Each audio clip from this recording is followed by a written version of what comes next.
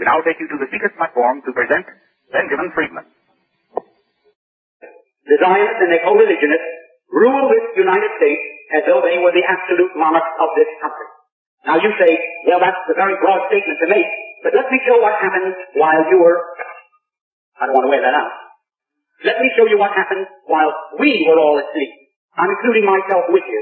We were all asleep. What happened? World War I broke out in the summer of 1914. 1914 was the year in which World War I broke out. There are a few people here my age who remember that. Now that war was waged on one side by Great Britain, France, and Russia, and on the other side by Germany, Austria-Hungary, and Turkey.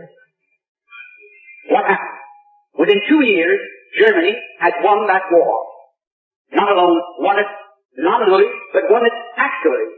The German submarines, which were a surprise to the world, had swept all the convoys from the Atlantic Ocean, and Great Britain stood there without ammunition for her soldiers, stood there with 1 week's food supply facing her, and after that, starvation.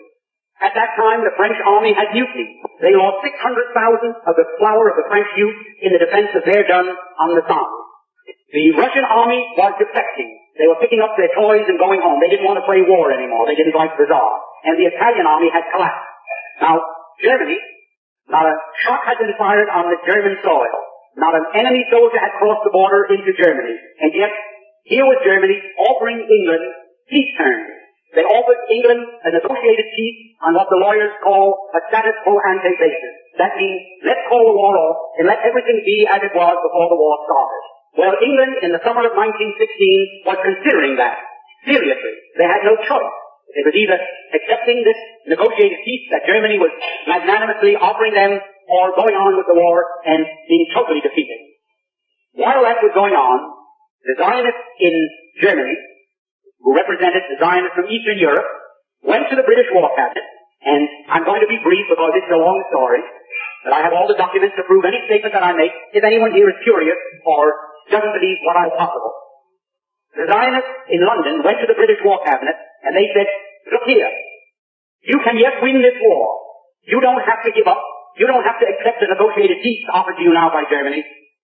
You can win this war if the United States will come in as your ally. The United States was not in the war at that time.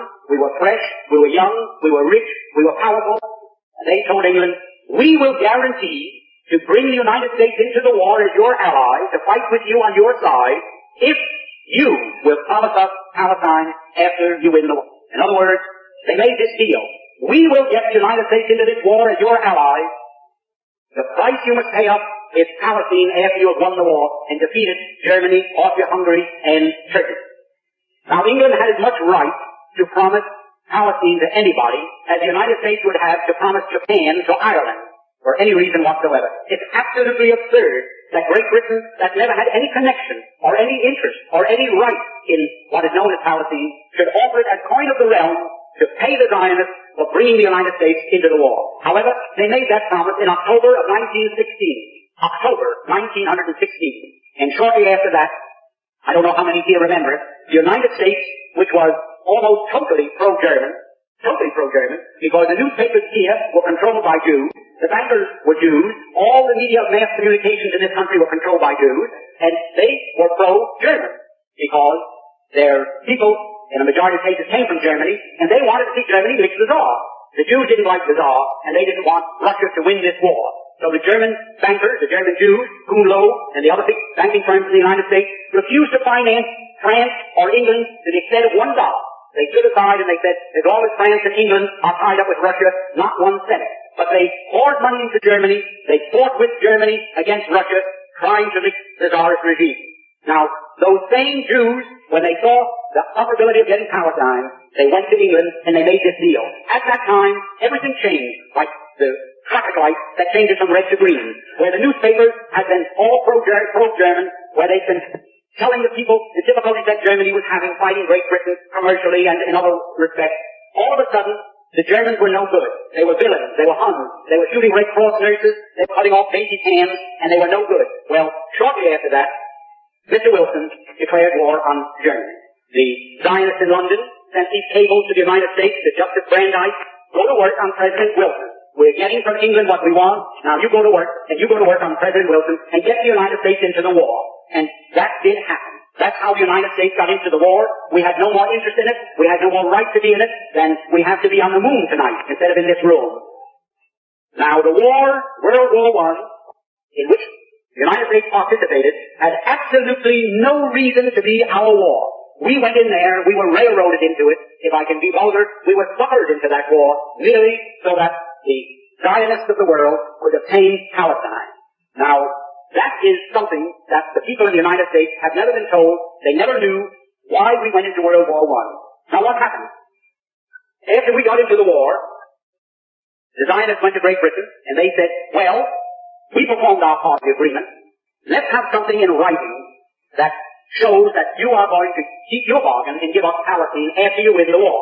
Because they didn't know whether the war would last another year or another 10 years.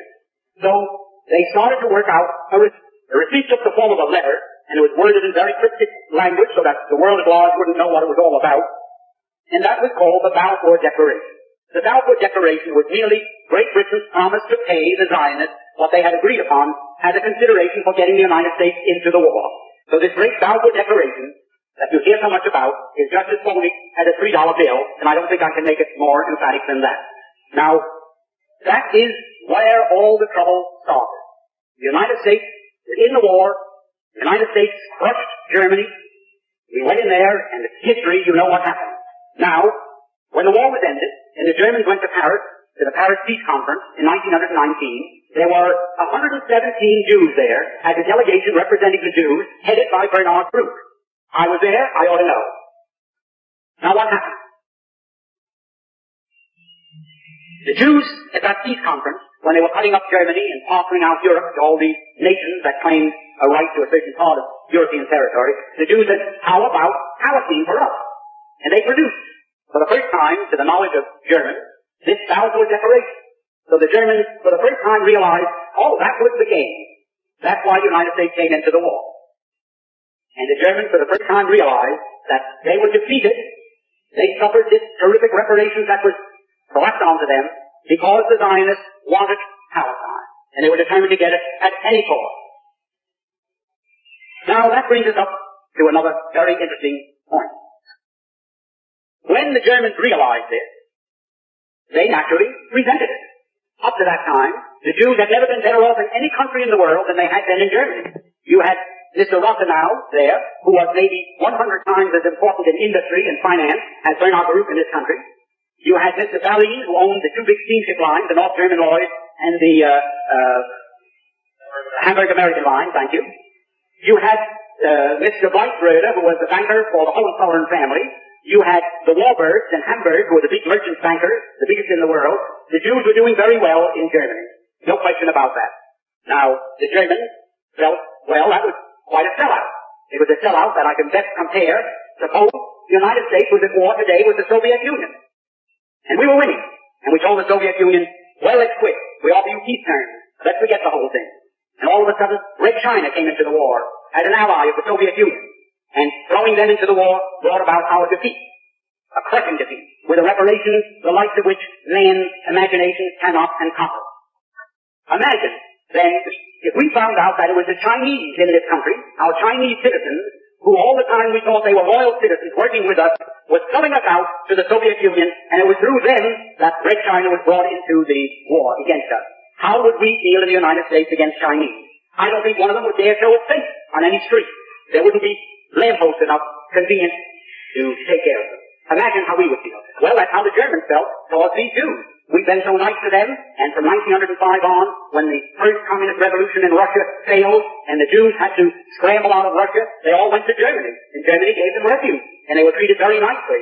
And here, they sold Germany down the river for no reason at all, other than they wanted Palestine as a so-called Jewish commonwealth. Now, Nahum Sokolow, all the great leaders, the big names that you read about in connection with Zionism today, they, in 1919, 1920, 21, 22, and 23, they wrote in all their papers, and the press was filled with their statements, that the feeling against the Jews in Germany is due to the fact that they realized that this great defeat was brought about by our intercession and bringing the United States into the war against them.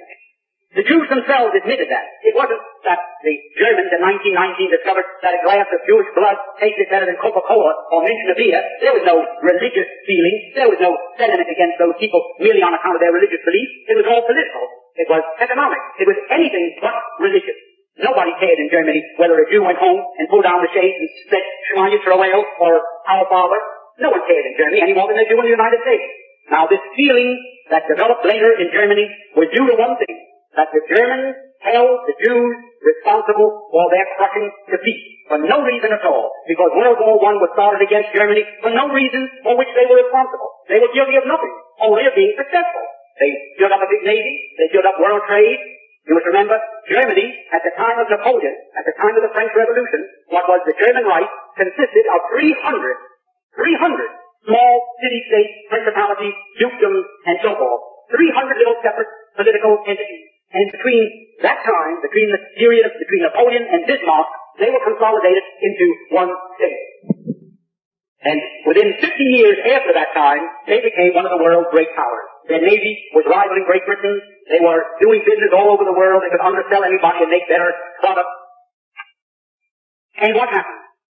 What happened as a result of that? There was a conspiracy between England, France, and Russia that we must track down Germany. Because there isn't one historian in the world that can find a valid reason why those three countries decided to wipe Germany off the map politically. Now what happened after that? When Germany realized that the Jews were responsible for her defeat, they naturally resented it. But not a hair on the head of any Jew was harmed. Not a single hair. Professor Tanzel of Georgetown University, who had access to all the secret papers of the State Department, wrote in his book and quoted from a State Department document written by Hugo Schoenfeld, a Jew who called Hull, Central Europe in 1933 to investigate the so-called camps of political prisoners. And he wrote back that he found them in very fine condition. They were in excellent shape.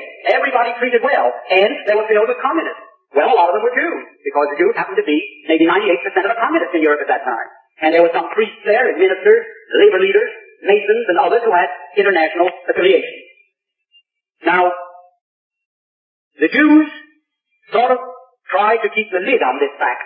They didn't want the world to really understand that they had sold out Germany, and that the Germans resented that. So they did take appropriate action against them. They, shall I say, discriminated against them, whatever they could. They shunned them. The same as we would the Chinese, or the Negroes, or the Catholics, or anyone in this country that sold us out to an enemy and brought about our defeat. Now, after a while, the Jews of the world didn't know what to do. So they called a meeting in Amsterdam.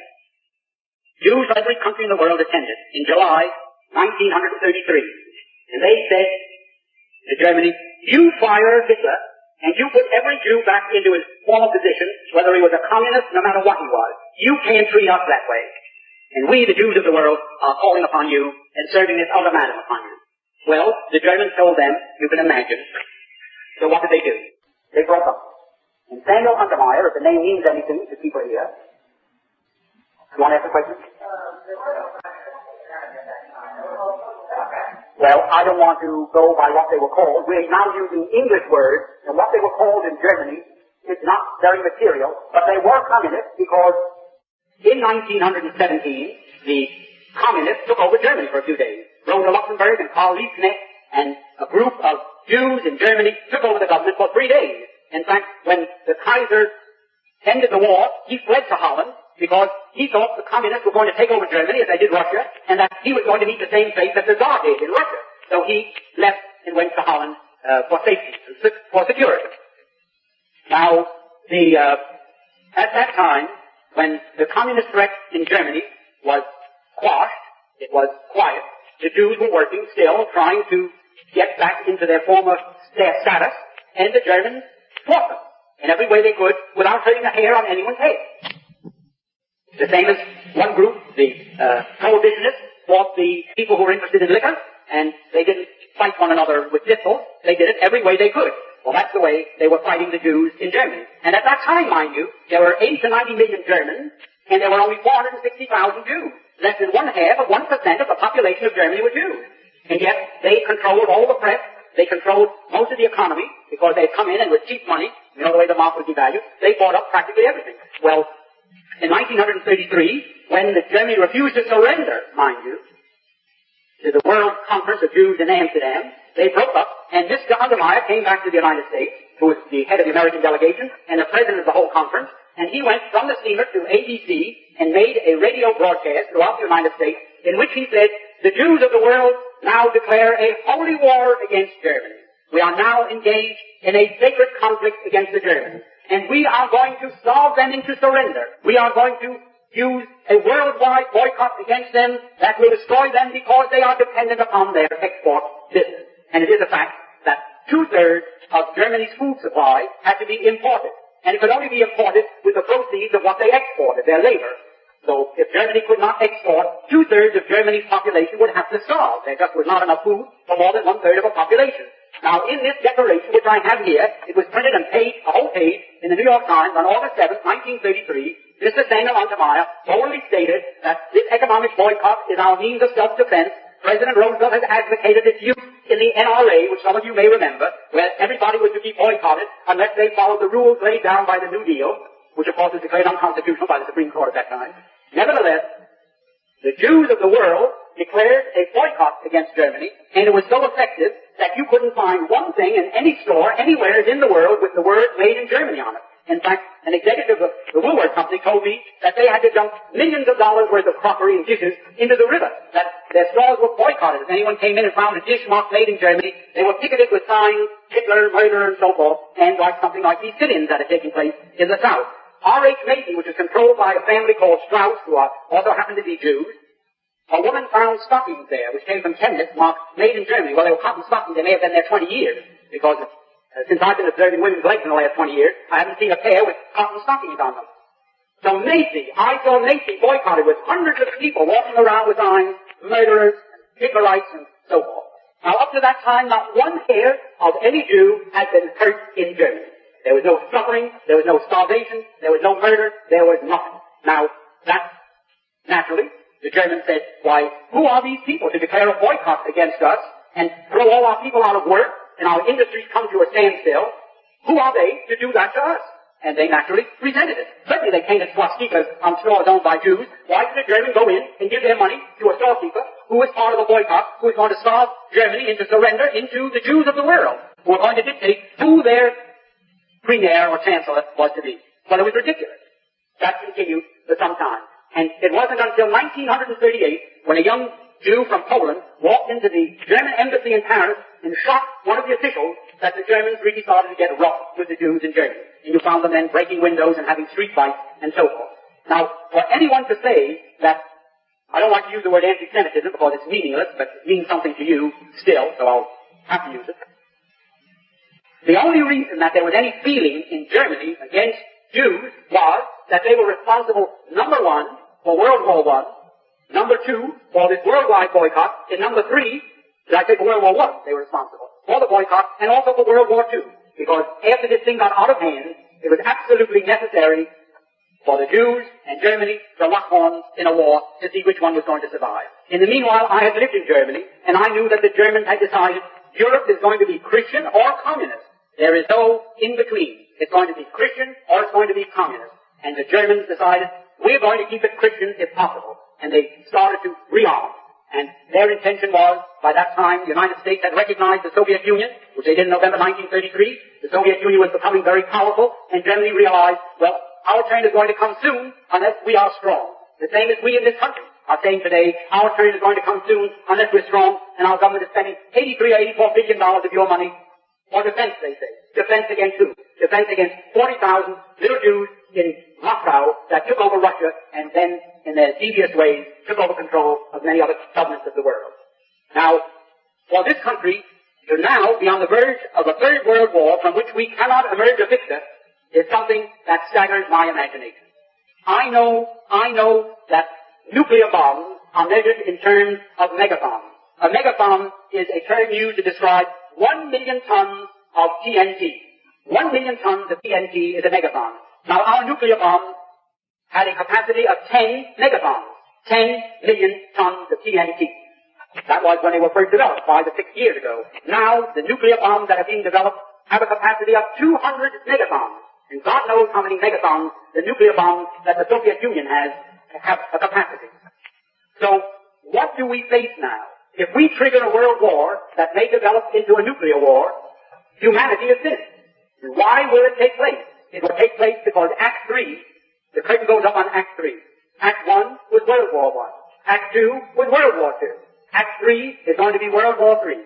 The Jews of the world, the Zionists, and their co-religionists everywhere are determined that they are going to again use the United States to help them permanently retain Palestine as their foothold for their world government.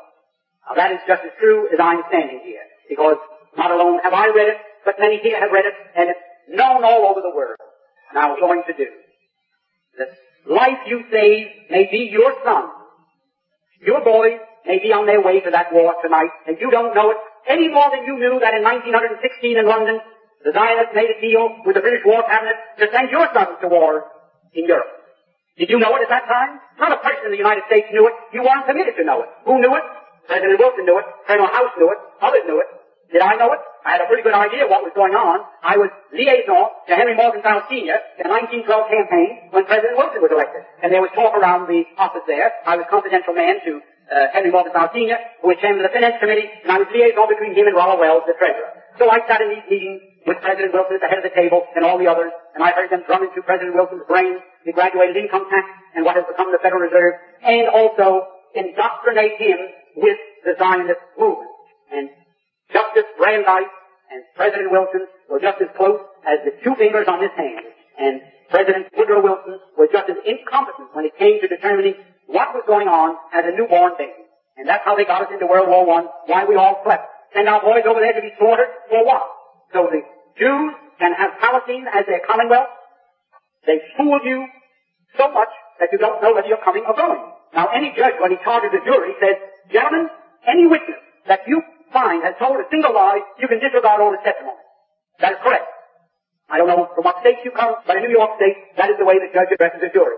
If that witness said one lie, disregard his testimony.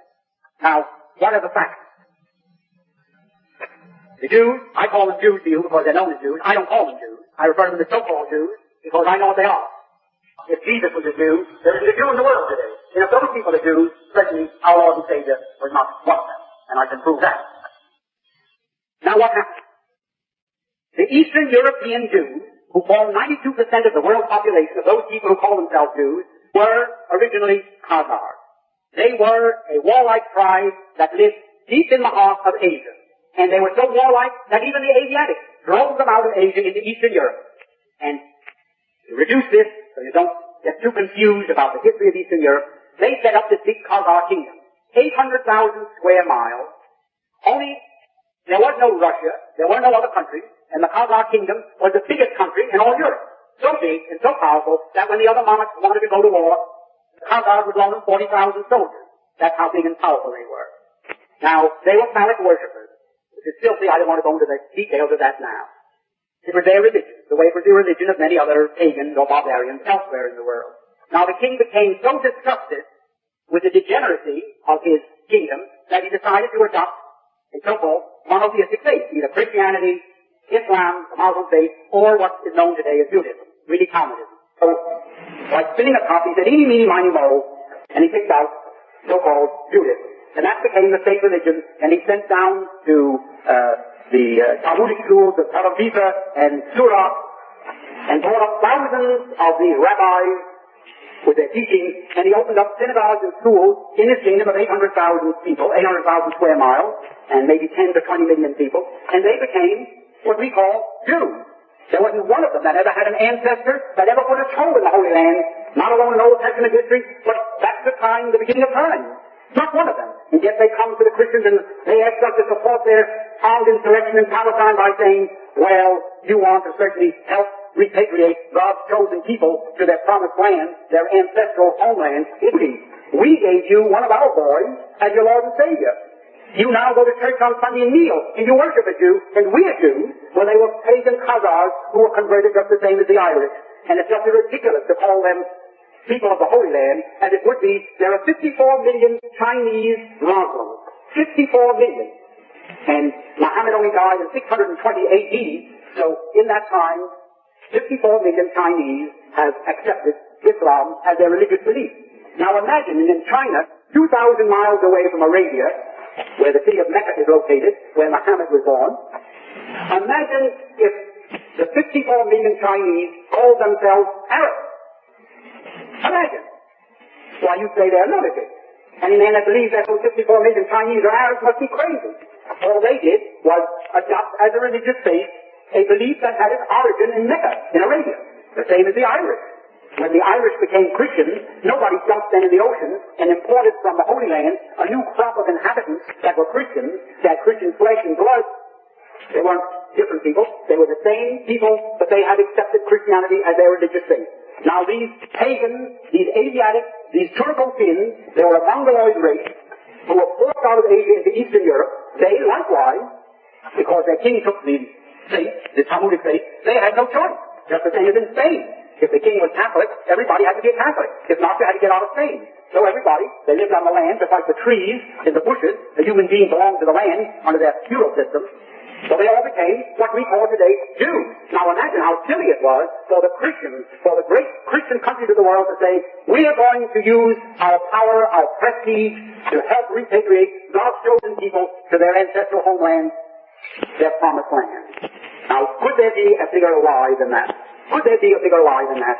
And because they control the newspapers, the magazines, the radio, the television, the book publishing business, they have the ministers in the pulpit, they have the politicians on the soapboxes talking the same language. So naturally, you believe black is white if you heard it often enough.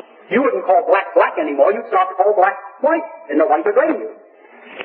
Now, that is one of the great lies, that is the foundation of all the misery that has befallen the world. Because after two wars fought in Europe, World War I and World War II, it wasn't possible for them to live in peace and harmony with the people in Europe, like their brethren are living in the United States. What were the two wars fought for? Did they have to, like, flush the toilet because they couldn't get along?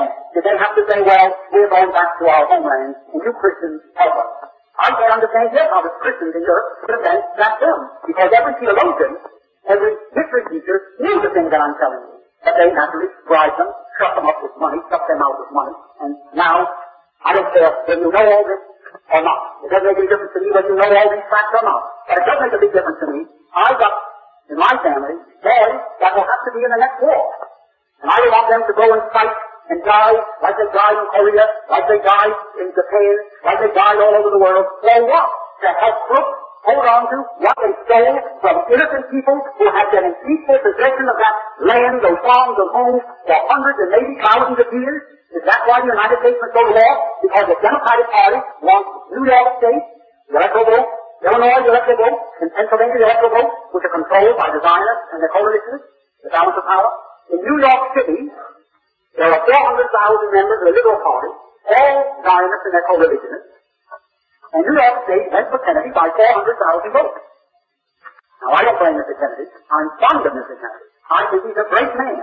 I think he can really pull us out of this trouble if we get the facts to him. And I believe he knows a great deal more than his appointment communicate he knows. He's playing with the enemy. Like when you go fishing, you've got to play with the fish. Let him out and pull him in, and let him out and pull him in. But knowing Mr. Kennedy's father, and how well informed he is on this whole subject, and how close Kennedy is to his father, I don't think Mr. Kennedy is totally in the dark. But I do think that it is the duty of every mother, every loyal Christian, every person that regards the defense of this country as a sacred right, that they communicate not with their congressman, not with their senator, but with President Kennedy. They tell him, I do not think that you should send my boy or our boy wearing the uniform of the United States of America and under the flag that you see here, our red, white, and blue, to fight there to help keep in the hands of thieves that which they have stolen. I think everyone should not alone write once, but keep writing and get your friends to write. Now, I can go on endlessly and tell you these things to support what I have just asked you to do, but I don't think it's necessary to do that. You're about the average group in intelligence, and I don't think it's necessary to impress this anymore. But I want to tell you one more thing. You talk about, the Jews. Why the Jews? Christianity. Why we got Christianity from the Jews? And the Jews gave us Jesus, and the Jews gave us our religion. But do you know that on the Day of Atonement that you think is so sacred to them, that on that day, and I was one of them. This is not hearsay. I'm not here to be a rabble-rouser. I'm here to give you facts.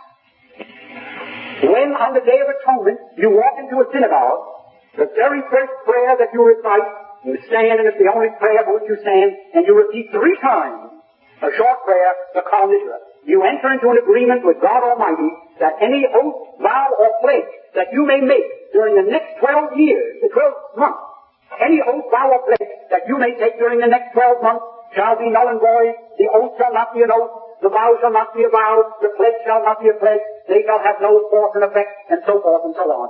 And further than that, the Talmud teaches, don't forget, whenever you take an oath, vow, and pledge, remember the Kal Nidra prayer that you recited on the Day of Atonement, and that exempts you from fulfilling that.